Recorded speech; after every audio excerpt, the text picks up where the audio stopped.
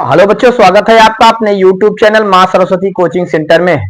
तो चलिए स्टार्ट करते हैं आज की क्लास। और जैसा कि हम लोगों का चल रहा था इस समय प्रश्नावली 1.1, तो आज की क्लास में हम लोग देखेंगे प्रश्नावली 1.1 का क्वेश्चन नंबर 3।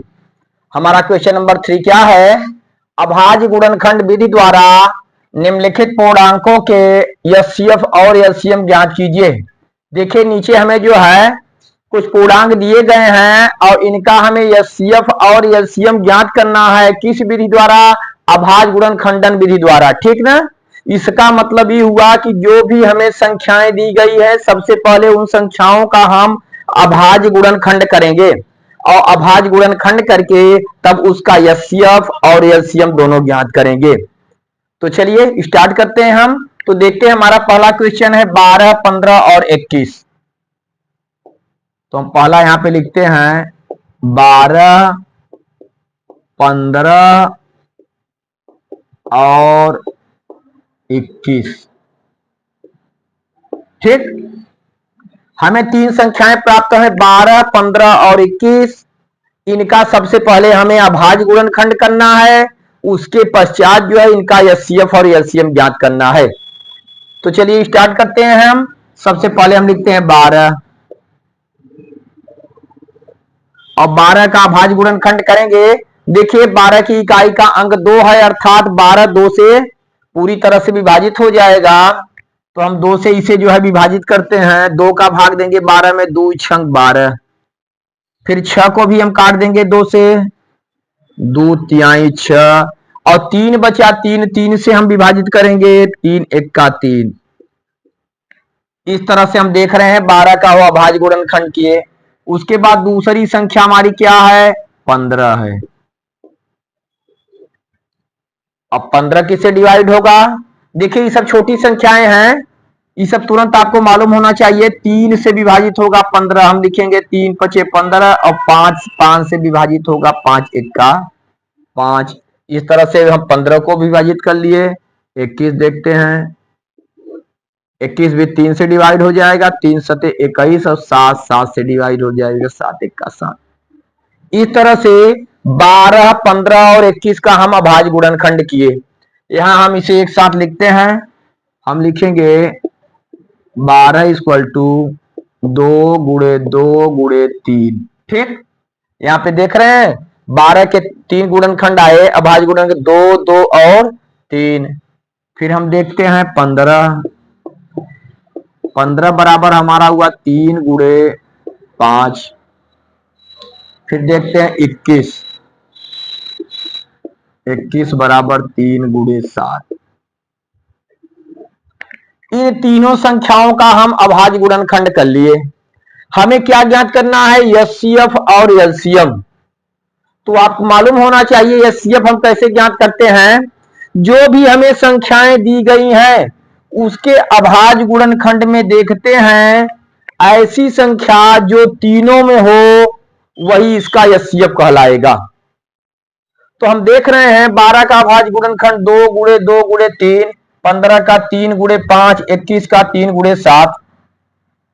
तो इन तीनों में हमें कौन सी ऐसी संख्या जो तीनों में हो, अर्थात का मानो हम देख रहे हैं इसमें भी 3 है और इसमें भी 3 है और इसमें भी 3 है। मात्र एक ऐसी संख्या है, 3 ही एक ऐसी संख्या है जो तीनों के अभाज्य गुणनखंड में है। तो इसलिए हम क्या लिखेंगे? एचसीएफ बराबर 3। एचसीएफ का मतलब वह बड़ी से बड़ी संख्या जो दी गई संख्याओं को पूरी तरह से विभाजित कर दे, वह बड़ी से बड़ी संख्या। तो इसमें वह बड़ी से बड़ी संख्या 3 है। देखिए 3 से 12 भी डिवाइड हो जाएगा, 3 चौक 12। 3 से 15 भी डिवाइड होगा, 3 पचे 15 और 3 से 21 भी डिवाइड होगा, 3 सते 21। अर्थात वह बड़ी से बड़ी संख्या जो दी गई संख्याओं को पूरी पूरी विभाजित कर दे उस संख्या का मस या एचसीएफ कहलाता है। तो हम देख रहे हैं हम तीनों संख्याओं का अभाज्य गुणनखंड किए। तो एचसीएफ किस तरह से निकालते हैं? हम ऐसी संख्या को चुनते हैं जो तीनों में हो, अर्थात जितनी संख्याएं दी गई हो सभी के अभाज्य गुणनखंड में वह संख्या मैच करनी चाहिए, मिलनी चाहिए। और इसमें हम देख रहे हैं इसमें भी 3 मिला, इसमें भी 3 मिला, इसमें भी 3 मिला, इसलिए एचसीएफ 3 हुआ। और कोई ऐसी संख्या नहीं है जो तीनों में मिले। हम देख रहे हैं इसमें 2 है तो इस जो है इसके गुणनखंड में 2 नहीं है, या इसमें भी 2 नहीं है। इसमें 5 है तो इन दोनों में 5 नहीं है। इसमें 7 है तो इन दोनों में 7 नहीं है। इस तरह से इसके अलावा और कोई संख्या जो है मैच नहीं कर रही है। चलिए अब हमें निकालना है एलसीएम। एलसीएम किस तरह से हम निकालेंगे? एलसीएम के लिए सबसे पहले आप जो है पहली संख्या के अभाज्य गुणनखंडों को नोट करिए। तो पहली संख्या 12 है, इसके अभाज्य गुणनखंड 2 गुणे 2 गुणे 3, इस तरह से हम नोट कर लिए। अब जो है दूसरी संख्या के अभाज्य गुणनखंड है उनसे आप मिलान कराइए। जो संख्याएं यहां पे ना हो उन संख्याओं को हमें ले लेना है उसमें से। हम देख रहे हैं इसमें 3 गुणे 5 है, 3 है, इसके अभाज्य गुणनखंड में 5 है, हमारे पास यहाँ 3 है तो हम क्या ले लेंगे? 5 नहीं है, 5 को हम उतार लेंगे। क्लियर? आगे देखिए, फिर अब जो है अब इसे जो है हम इस तीसरी संख्या के अभाज्य गुणनखंड से मिलाते हैं। 3 गुणे 7 है तो इसमें देख रहे हैं एक तो 3 है, 3 यहाँ पे है, 7 यहाँ है लेकिन 7 यहाँ पे नहीं है तो 7 को हम उतार लिए। जो संख्या इससे एक्स्ट्रा बढ़ रही है उन संख्याओं का और हम वहां पे उतार लेंगे, उसका मल्टीप्लाई अर्थात गुणा करेंगे। अब इन सभी का गुणनफल कर देंगे, यही हमारा क्या गया? एलसीएम। तो हम देख रहे हैं 2 दूना 4, 4 तिहाई 12, 12 पंजे 60 और 60 में आप 7 का गुणा कर देंगे। 60 गुणे 7, 7 शून्य 0, 7 छंग 42, कितना आ गया? 420। अर्थात जो भी हमें पहली जो है यहाँ पहला क्वेश्चन था, 3 संख्याएं दी गई थी 12, 15, 21, इसका अभाज्य गुणनखंड विधि द्वारा जो है एचसीएफ एलसीएम ज्ञात करना था। 12 का हम एचसीएफ गुणनखंड किए, 2 दूना 4 तिहाई 12, 15 का 3 गुणे 5, 3 पचे 15, 21 का 3 गुणे 7। एचसीएफ निकालने के लिए ऐसी संख्या का चुनाव करेंगे जो तीनों के अभाज्य गुणनखंड में हो, अर्थात एचसीएफ इसका आया 3। एलसीएम के लिए हम पहले से अभाज्य संख्या का पहली जो है संख्या का गुणनफल पूरा जो है गुणनखंड निकाल लिए, 2 गुणे 2 गुणे 3। दूसरी संख्या के अभाज्य गुणनखंड से मैच कराए तो 3 हमारे पास था, 5 नहीं था, उसे भी ले लिए। और तीसरी से मैच कराए तो 3 हमारे पास मिला लेकिन 7 नहीं था, 7 भी ले लिए और इन सभी का हम गुणा किए तो 420 आया। इस तरह से एचसीएफ 3 और एलसीएम 420, यही हमारा क्या होगा? आंसर होगा। ठीक, चलिए नोट करिए, फिर हम बढ़ते हैं दूसरे की तरफ।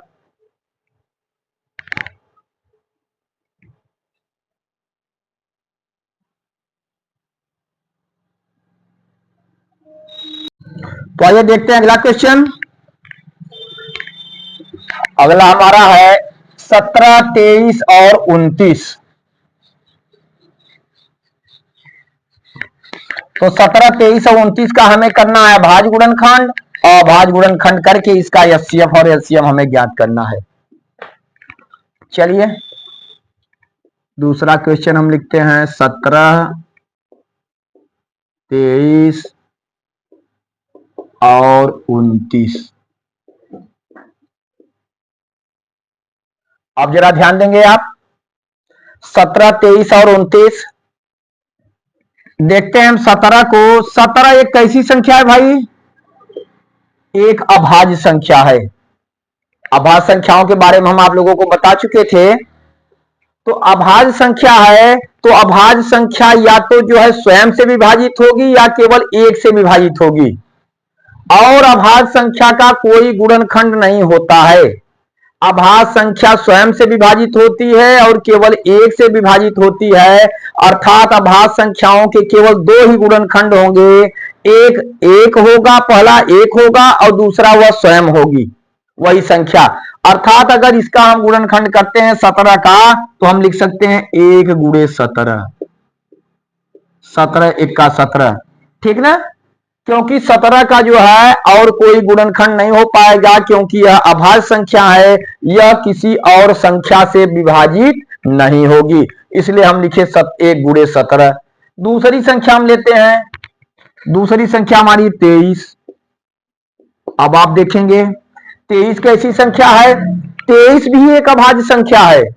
तो 23 भी जब एक अभाज्य संख्या है तो या तो वह 1 से विभाजित होगी और या तो 23 से विभाजित होगी। जैसा कि आप जानते हैं एक एक ऐसी संख्या है जो हर संख्याओं को विभाजित कर देती है, अर्थात एक से सारी संख्याएं विभाजित होती हैं, तो वह एक से विभाजित होगी और किससे विभाजित होगी, स्वयं से विभाजित होगी। तो हम लिख दिए 23 को भी हम लिख सकते हैं 1 गुणे 23। ठीक, अगली संख्या हम लेते हैं 29। 29 जैसा कि आप 29 भी देख रहे हैं, 29 और किसी भी संख्या से विभाजित नहीं होगी, इसलिए 29 को भी हम लिखेंगे 1 गुणे 29। इस तरह से हम देख रहे हैं तो तीनों संख्याओं का हम जो है गुणनखंड कर दिए, क्योंकि तीनों संख्याएं अभाज्य संख्याएं हैं, तो एक वह संख्या स्वयं और एक जो है उसकी एक होगा। यही दो संख्याओं से यह केवल डिवाइड हो सकता है। अब जरा आप देखिए, हम निकालेंगे एचसीएफ। एचसीएफ के लिए आपको हम बता चुके हैं, ऐसी संख्या लेंगे जो तीनों में मैच करे, तीनों में मिले। तो तीनों में कौन सी संख्या मिल रही है, एक मिल रही है, तो एचसीएफ आप क्या लिखेंगे, एक। और एक बात याद रखिए, अगर कई ठो अभाज्य संख्याएं हमें दी गई हैं, अगर उसका दो या दो से अधिक अभाज्य संख्याएं दी गई हैं और उसका हमसे एचसीएफ पूछा जा रहा है, तो आप तुरंत जवाब देंगे कि उसका एचसीएफ एक होगा, क्योंकि सह अभाज्य संख्याएं जो होती हैं उनका एचसीएफ क्या होता है, एक ही होता है। ठीक, एचसीएफ तो वो एक हो गया। अब हमें ज्ञात करना है एलसीएम। एलसीएम के लिए क्या करेंगे, हम जैसा कि बताए कि पहली संख्या के अभाज्य गुणनखंडों को नोट करिए, 1 गुणे 17। दूसरी संख्या से मिलाएंगे तो इसमें इसका अभाज्य गुणनखंड 1 गुणे 23 है, एक यहाँ पे पहले से ही है, तो हमें और क्या लेने की जरूरत है, 23। ठीक ना, क्योंकि 23 हमारे पास नहीं है, तो यहाँ पे हम लिख देंगे 23 गुणे, आगे बढ़िए। तीसरी संख्या देखते हैं, 1 और 29, एक तो हमारे पास है, तो अगली संख्या जो है 29 नहीं है, तो यहाँ पे हम क्या लिख देंगे, 29। ठीक, अर्थात एलसीएम 1 गुणे 17 गुणे 23 गुणे 29 होगा। अब हमें इन सभी संख्याओं का गुणा करना होगा। एक का 17 में गुणा करेंगे वही सेम आएगा 17। अब 17 में हम 23 का करते हैं, 23 और 17 का कर दें, 17 में 23 का गुणा करते हैं, 3 सते 21 की 1 हासिल लगा 2, 3 1 का 3 2 5, फिर 2 सते 14 की 4 हासिल लगा 1, 2 1 का 2 1 3, जोड़िए 1 5 4 9 और यहाँ पे 3, 391 आया। और 391 में हम किसका गुणा करेंगे, 391 में 29 से हम गुणा करते हैं।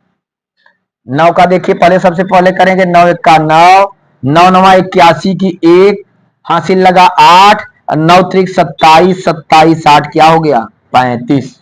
2 से करिए, 2 1 का 2, 2 9 18 की 8 हासिल लगा 1, 2 3 6 1 7, जोड़ दीजिए 9 2 1 3, 8 5 13, 3 हासिल लगा 1, 7 3 10 1 11, कितना आ गया 11,339।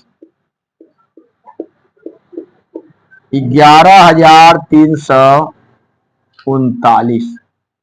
तो इस तरह से हम देख रहे हैं कि 17 23 और 29 का एचसीएफ हमें प्राप्त हुआ 1, और इसका एलसीएम क्या प्राप्त हुआ 11,339, और यही दोनों हमारा क्या होगा, आंसर होगा, क्योंकि क्वेश्चन में जो है इन संख्याओं का हमसे एचसीएफ और एलसीएम पूछा जा रहा था। तो बहुत ही आसान तरीके से आप इसका एलसीएम और एलसीएफ निकालें।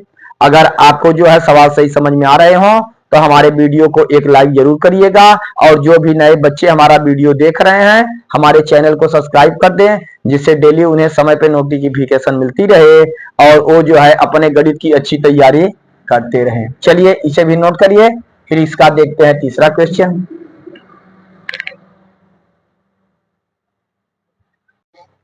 तो आइए देखते हैं फिर अगला क्वेश्चन इसका तीसरा, और तीसरा हमारा क्या है 8 9 और 25। तो हमें 8 और 9 और 25 का सबसे पहले जो है भाज्य गुणनखंड करना है, और उसके बाद इसका एचसीएफ और एलसीएम ज्ञात करना है।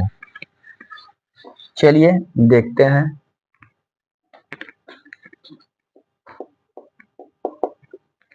8 9 और 25,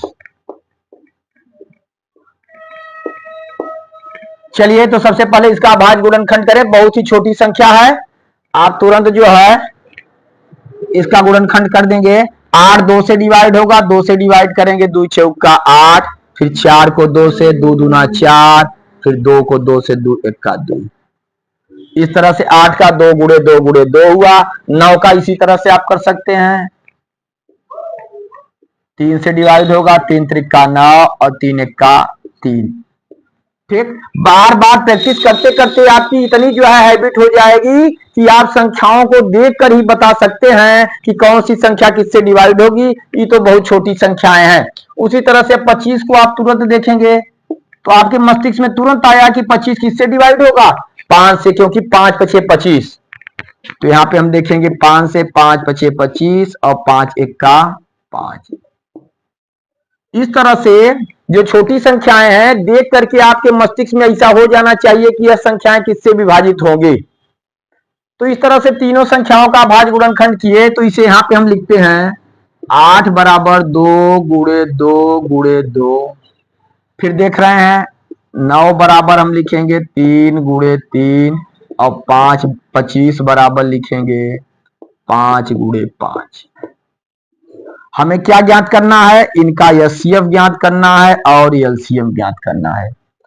अब जरा देखिए एचसीएफ के लिए हम आपको बता चुके हैं कि इनके अभाज्य गुणनखंड में ऐसी संख्याओं का चुनाव हम करेंगे, ऐसी संख्याएं लेंगे जो जितनी भी संख्याएं दी गई हो सब में, यहाँ पे 3 संख्याएं अर्थात तीनों के अभाज्य गुणनखंड में मिलना चाहिए।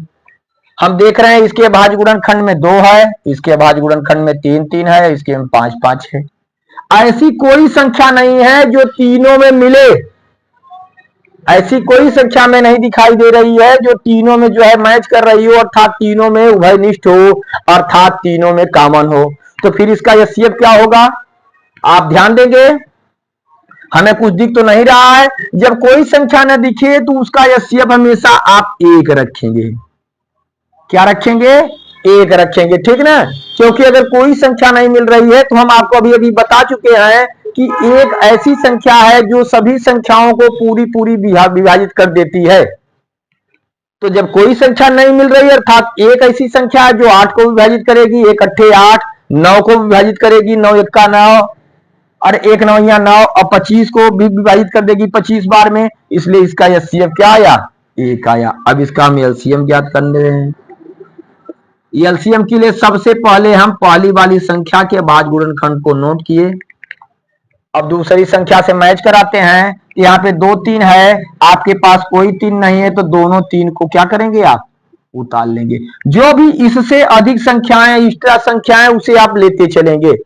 अब तीसरे में आएंगे तो 5 गुणे 5 है, हमारे पास एकदम कोई 5 नहीं है, इसलिए दोनों 5 को हम उतार लिए। अब इनका हम गुणा करेंगे, 2 दूना 4 दूना 8, 8 त्रिक 24 और 24 तिया 72 होगा। और 72 में 5 5 25 का गुणा कर दीजिए, 72 में 25 का गुणा कर दीजिए, 25 या डायरेक्ट ऐसे कर देखिए, 5 दूना 10, 5 सते 35, 350 और 2 दूना 4 और 2 सते 14, ठीक ना। 1 मिनट, 5 दूना 10, 1 5 सते 35 से क्या हो जाएगा यहाँ पे 36 और 2 दूना 4, 2 सते 14 जोड़ेंगे 0, 6 4 10 की 0, 4 3 7 1 8 1, अर्थात कितना आया 1800। अब हम देख रहे हैं कि इन संख्याओं का एचसीएफ हमें 1 प्राप्त हुआ और एलसीएम 1800 प्राप्त हुआ, 1800, यही आपसे पूछा जा रहा था। तो इस तरह से जो है आपको कोई भी क्वेश्चन दे देगा और कहेगा अभाज्य गुणनखंड विधि द्वारा उसका एचसीएफ और एलसीएम ज्ञात कीजिए, तो सबसे पहले जो भी संख्याएं आपको दी रहेंगी उसका आप अभाज्य गुणनखंड करेंगे और अभाज्य गुणनखंड करके इस तरह से जो है उसका एचसीएफ और एलसीएम ज्ञात करेंगे। ध्यान दीजिए, अगर जो है किसी संख्या के अभाज्य गुणनखंड में कई संख्याओं के अगर कोई संख्या कॉमन नहीं है, कोई संख्या उभयनिष्ठ नहीं है, तो उसका एचसीएफ क्या लेंगे, आप 1 लेंगे। चलिए इसे भी नोट करिए।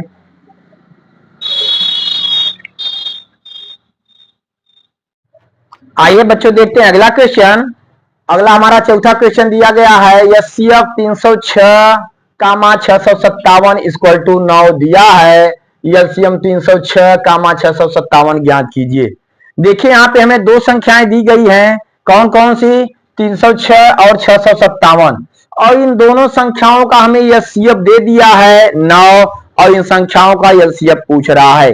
देखिए, हम चाहें तो इसका एलसीएम अभाज्य गुणनखंड विधि द्वारा भी ज्ञात कर सकते हैं, लेकिन हमें इस मेथड से ज्ञात करना है कि जिसमें हमें पहली संख्या, दूसरी संख्या और एलसीएम दिया है।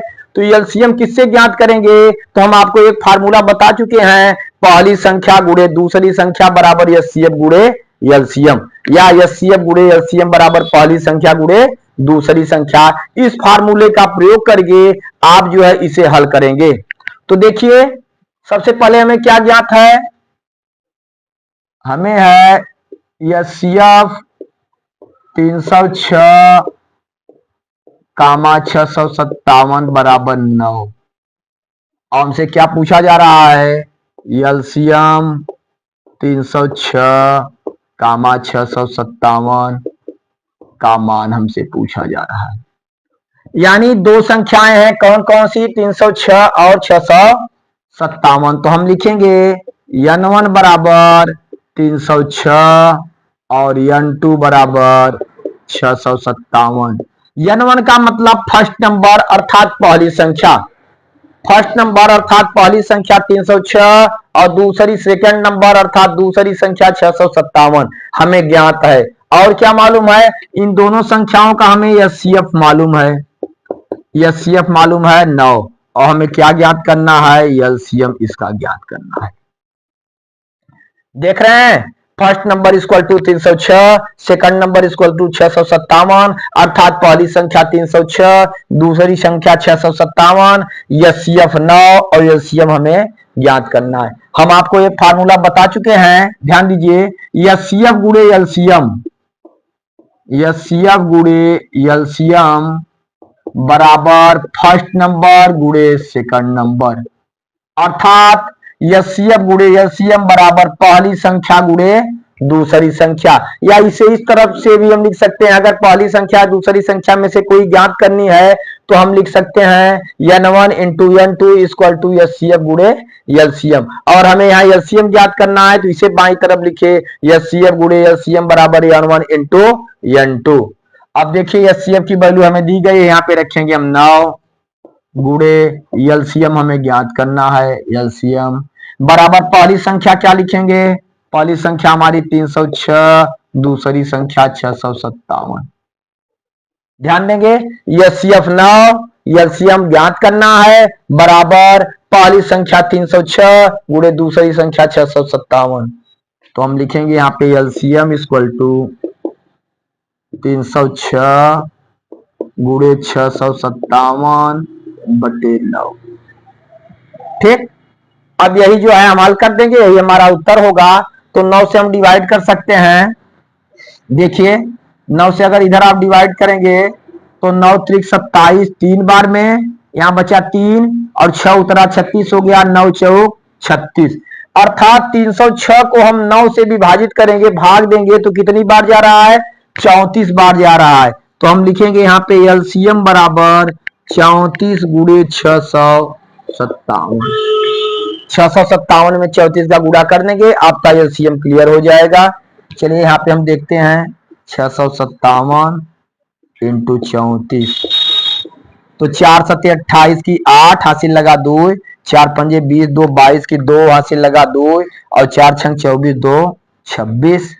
फिर 3 से हम गुणा करेंगे, 3 सत्ते 21 की 1 हासिल लगा 2, 3 पचे 15, 2 17 के 7 हासिल लगा 1, 3 छग 18, 1 19। जोड़ दीजिए 8, 2 1 3, 7 6 13, 3 हासिल लगा 1, 9 2 11, 12 2 हासिल लगा 1 1 2। कितना आ गया? 22,338। तो इस तरह से हम लिखेंगे 22,338 और यही हमारा क्या हुआ? यही हमारा आंसर हुआ। एक बार फिर से आप लोग देखेंगे, हमें जो है दो संख्याएं दी गई थी 306 और 657 और उनका हमें एलसीएम दिया हुआ था कितना? 9 दिया हुआ था और उनका एलसीएम ज्ञात करना है। तो हम लिखे पहली संख्या 306, दूसरी संख्या 657, एलसीएम 9, एलसीएम हमें ज्ञात करना है। फार्मूला हम लगाएंगे एलसीएम गुणे एलसीएम बराबर पहली संख्या गुणे दूसरी संख्या, एलसीएम की वैल्यू 9 गुणे एलसीएम बराबर पहली संख्या 306 गुणे 657। एलसीएम बराबर 306 गुणे 657 बटे 9। 9 से 306 को हम विभाजित करते हैं 34 बार में, तो एलसीएम बराबर 34 गुणे 657, दोनों का गुणा करेंगे 22,338, जो कि यही हमारा क्या है, आंसर है। चलिए आज की क्लास में यहां तक जो है नोट करिए आप लोग, फिर जो है अगली क्लास में आपको इसके आगे बताएंगे। और जो है निरंतर आप लोग अध्ययन करते रहिए, क्योंकि जो है निरंतर अभ्यास से ही सब कुछ सीखा जा सकता है और सब कुछ सरल हो जाएगा यदि आप बार बार प्रयास करेंगे। चलिए तो यहां तक क्लियर करिए, धन्यवाद।